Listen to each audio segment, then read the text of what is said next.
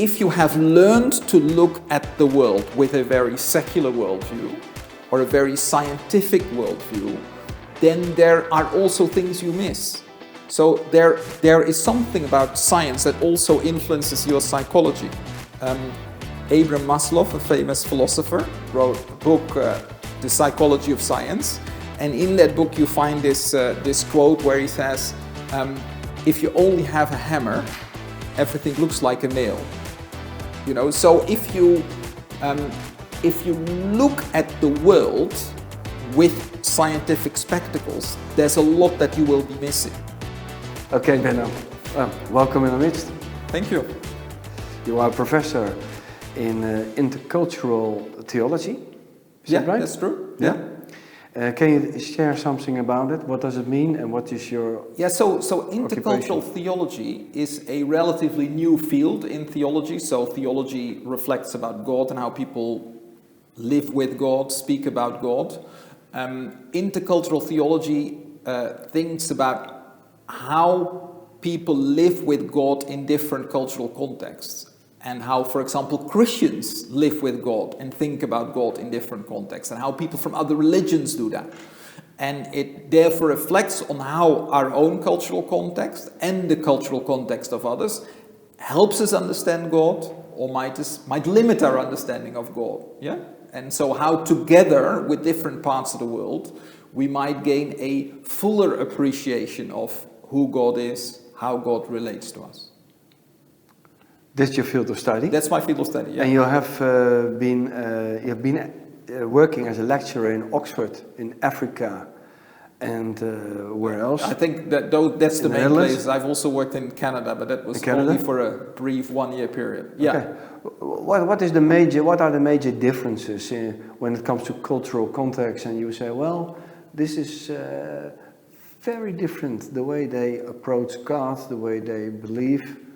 I think one of the important, I guess that the difference between Africa on the one hand in my teaching experience and Oxford and now Groningen in the Netherlands on the other hand is larger. So there are cultural differences between Oxford and Groningen, but they're less than the cultural differences with Africa. And I guess one of the main differences that in Europe, both non-Christians but also Christians have gotten a habit of it's harder to see God in everyday life. You know, it's much harder to see God in how God provides food, how God protects me, how God leads me, because the world of science has taken up so much of has shaped our view of the world so much. So in Africa, people of course are also scientists, there are also universities, but the world is much more open, so there is much more space for people to experience God, to relate to God, to see God. Yeah, I think that would be a major difference. Yeah. And how did it affect your own personal faith? Because you are from a European background, you come to Africa. Did it make you richer? Of course, it did enrich me very much, and it helped me relate to God more in daily life. So one of the things I discovered when going to Africa, how secular I was. I grew up as a Christian. As a young person, young adult, I went through a major crisis. Would I stick to this faith, yes or no? And it had partly to do with science, you know, the scientific worldview. Is there a place for God? And I think that as a Christian, I really was convinced about the existence of God, although it was also easily doubted, but I believed that God was there, that there is a place for God in the world. But going to Africa, I became aware how, even in my own life as a Christian, the place of God was relatively limited, where actually most of the space in the world is taken up by other forces, and we leave hardly any space for God to act, to relate to us.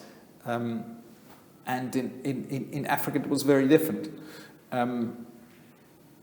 Other aspect that's partly also related to almost a life of, you might say, relative luxury. I'm a middle-class person from the West. My life is relatively stable, so I don't need God for a lot of my daily needs. But it also means that I often think about God like many other people when I suffer and ask, why does God allow suffering? I came into a context, I don't know whether you know the Central African Republic. We lived in the Central African Republic, which in the context of Africa is one of the poorer countries, quite unstable, just north of Congo, west of southern Sudan, south of Chad, also countries with their own troubles.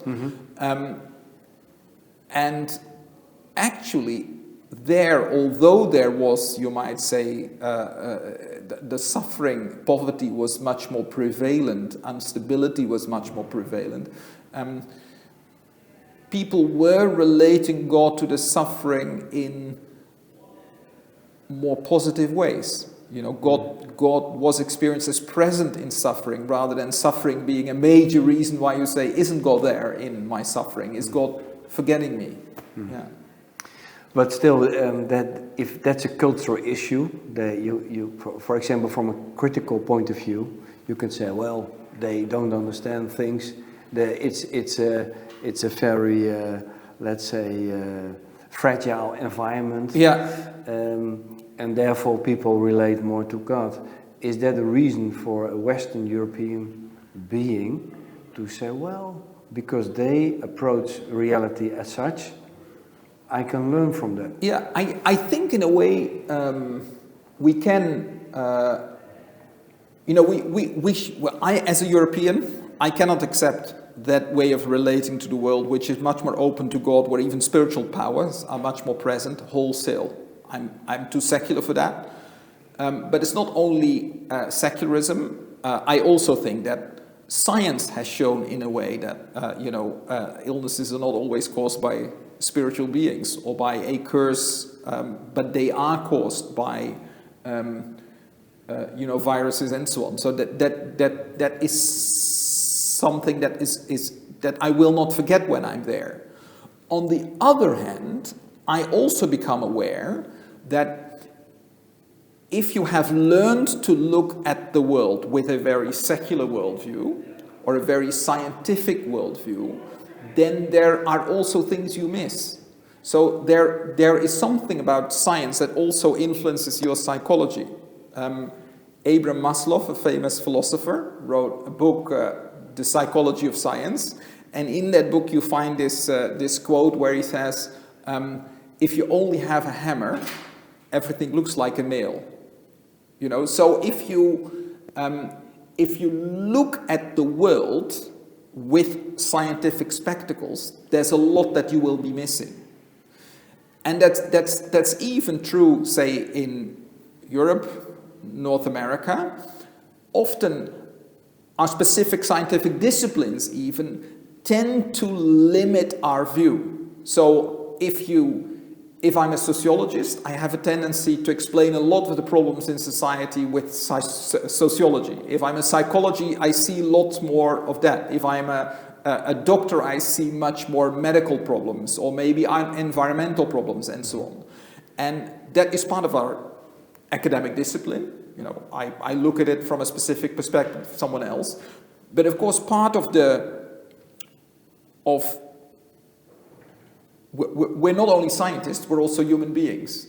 And as a human being, I need to develop this wider perspective. So even if maybe in my training I'm a doctor, there's a risk that I see people as a bag of organs rather than as whole persons. And of course, I don't do that all the time. You know, if I'm a doctor and you come home and you embrace your husband, you do not embrace a bag of organs, you embrace a full person. But the risk of your discipline is always that you get a very narrow perspective. And when you believe it, a lot of disciplines come together, you get a wider perspective? I think one of the challenges of believing scientists is to relate your narrow perspective to a broader perspective of different disciplines. But then in the West, there is the risk that you still only limit yourself to more secular perspective and that God gets excluded, but also to create a space for for God, for the divine, for a spiritual world.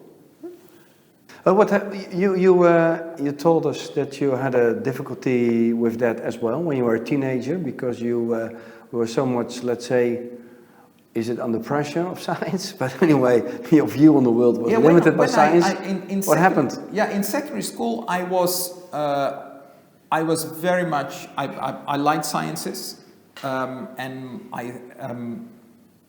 I've been thinking also to move in that area. I grew up in a warm Christian family, but I had a real struggle to work out, is this true? So I was actually very serious about my faith, but I couldn't really work out whether God exists. And I thought that if I should, of course, not go on with this if it isn't true. And I was also very aware of the social environment that sort of made me believe. You know, I had Christian parents, and my friends at school would say, if you would be born in a Muslim country, in Morocco, then you would probably be a Muslim. And I thought to myself, yes, I would probably be a Muslim, and I would probably be quite sort of a serious Muslim, because that's part of my character. You know, if you do something, I do it seriously. So I really needed time to work out, not just is faith attractive, it was attractive to me, but is it true? And that took me several years of struggling through a number of questions, finding a number of answers. But it's still the case for me. I'm the sort of person, I sometimes encounter people who never doubt their faith. Yeah, that's not me. I find it's not something that comes naturally to me. It's something that I need to work out all the time. Yeah. Understand. Okay, but what was it that after a few years you consider yourself as a true believer? Yeah. What was it? What you say? Well, it is true because. Yeah. I think there were several factors that even were important at different times of my life. I think the resurrection of Jesus was really important. So the realization at a certain moment, also by reading a lot of historical studies, that what people tell about Jesus is not just a story of a very impressive person, but we can see that God acted in the life of Jesus of Nazareth, because he was not only crucified, but God raised him from the dead. And looking back on it, I felt that the witness of the people who first met him after his resurrection was very solid, and I needed to do something with that. So that was a major factor. Solid because it is written shortly after his death and resurrection. There's several factors. Yeah, it's written fairly shortly after his resurrection. You know, Jesus was risen probably in the year maybe 33, you know, after in the Christian era. The first writings, the first text we have that testify about that is Paul's letter to the Corinthians, the first letter to the Corinthians. That's in the early 50s, so that's 20 years later, and he refers to eyewitnesses. But it's also clear that it doesn't have the character of, say, a myth. In the language of the time, people could really easily conceive of someone who spiritually would live on. But the combination of a testimony of appearances and an empty grave are really strong together as a sign that something historically happened there that you could not explain if you would have a purely secular worldview. That does mean that you also need to be open to that. You know, you need a certain openness to allow at least the possibility of God, the possibility of a God acting in history. If you exclude that by definition, you wouldn't be open to that possibility. But I don't think that would necessarily be very, say, scientific or academic if you close yourself off to those possibilities. No, he has been an historical figure and also external authors, Joseph Flavius and Tacitus, they wrote about Christ. They wrote about him. Outside the Bible, right? Yeah. So that was a major factor, the resurrection. I think also the complexity of life, and particularly the complexity of the human being. So an author that was at a certain time really important for me was Blaise Pascal, a French philosopher, scientist, mathematician, and he looked a lot at the human person. And the human person is really quite miraculous, and you can never get a grip on what it means to be human if you only discuss this person from, say, a physical perspective or a sociological perspective. So there's something similar. So who am I? This is also, of course, an existential question. It's not just a theoretical question, you know, I see human beings around me and what are they? It's a question about myself, you know. And he is remarkable in how he shows that the human person has some greatness, incredible greatness, incredible capacities, but it's also a miserable being, you know. He talks about grandeur et misère, human grandeur and human misery. And he says you can only have a satisfactory understanding of the human being if you can say something about the grandeur of the human being and of the misery of the human being. And he then explains, you might say, the grandeur by our calling to be children of God, our calling to live in a relationship with God, the eternity laid in our hearts. You know, Pascal says every person is created with an abyss, a deep abyss in his existence that only the God of the world can fill. But there is also this misery, which is partly related to our createdness, our finitude. One example he has is the human being is a thinking reed. You know, we're thinking. Incredible. We can think about this world. We can develop science. We can develop pictures of the universe. But we're a reed. You know, you can so easily be broken when the wind blows. Life can be over in a second. Minute. So that is it. Human finitude, frailty. But he says it's also sin. You know, so we have huge capacities, but we constantly seem to squander it. You know, so why? There is so much goodness in the world, there is so much capacity, but why do we constantly make life so difficult for each other, for ourselves? That's also about sin. Yeah. And I found that Pascal saying, you know, if you want to take it serious what the human being is, then Christianity provides an incredibly valuable explanation. And I would say a purely scientific worldview in the sense of the natural science, say a purely evolutionist worldview would not be able to provide that. Mm. Yeah. So as a student you were studying Pascal, and that was a major answer to you. Yeah. I was at the time already studying theology. So one of the weird things is so theology, after secondary school, I majored in the sciences and the languages. So the only thing I could not do afterwards was theology. So I had to, but I really wanted to do theology to clarify issues in my mind about God. And I couldn't think at the moment. It was also a bit nihilistic. I thought if God doesn't exist, I don't really know about something else that might be valuable enough to do. So I started doing theology with all my doubts. You made it a major priority. During my theology teaching, I got gradually more clarity by studying people like Pascal, by thinking about the resurrection and the historical Jesus. Yeah. You are a professor of theology. Do you also have certain struggles? Yeah. Maybe things you find difficult to understand in the scripture, and they do affect your life as a believer. Yeah.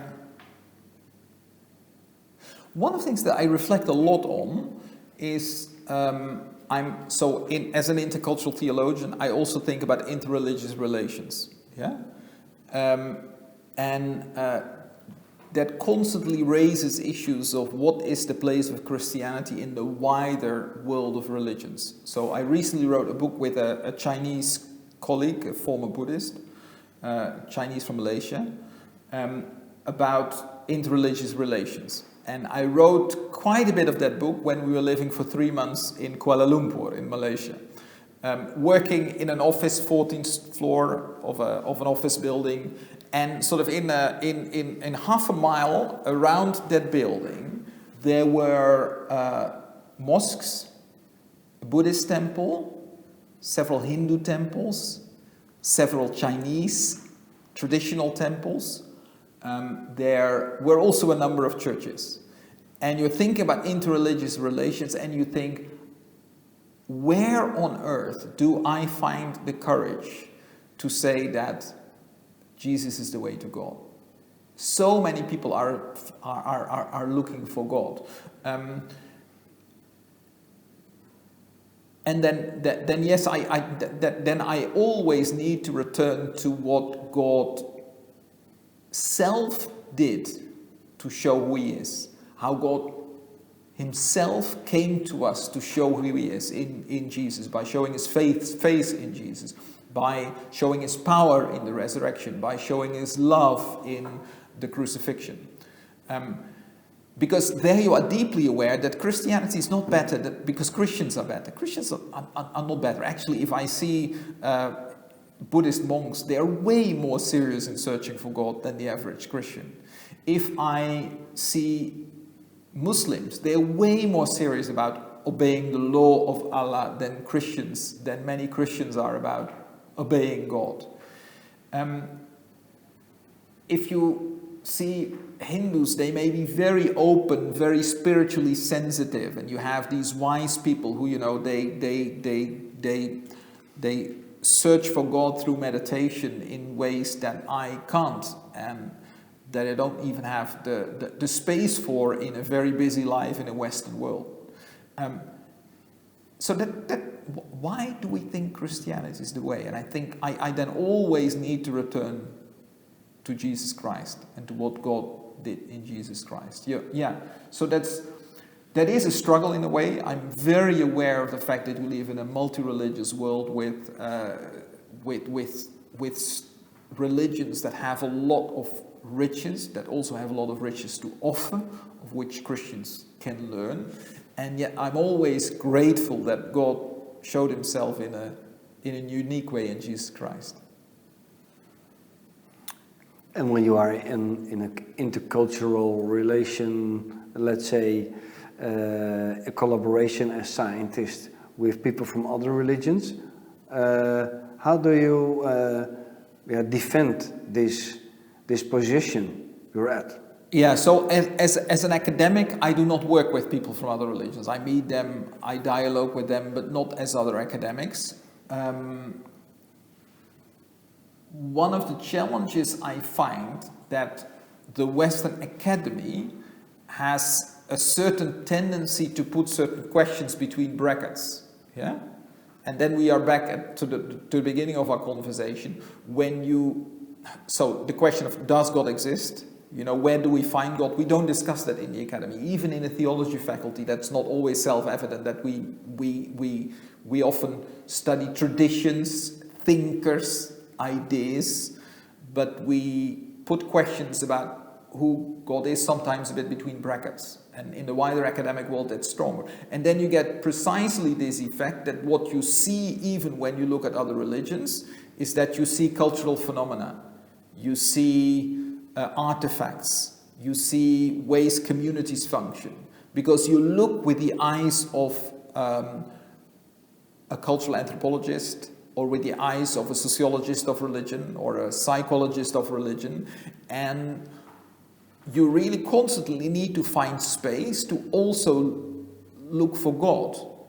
Where is God? Where is God in a positive way? And how does what I see of God relate to what I know of God in Jesus Christ? And what do I see of God in other expressions of Christianity, like in Africa, like Christians who are followers of Jesus in these multi-religious environments? And those questions are too easily put between brackets in our Western academic environment. So my academic environment also makes me look for certain things that are not always the most fruitful things. And those are our glasses that shape what we see. Mm. So you're saying you face more the challenges in the Western world as your environment, that the question of does God exist, etc., then you are in your profession debating with people from other religions. That's so. I think a lot about other religions, but when I encounter people from other religions, I engage with them in dialogue, not necessarily in debate, but in dialogue. But that will often happen in context outside the academy. Yeah, okay. Yeah. I understand, okay.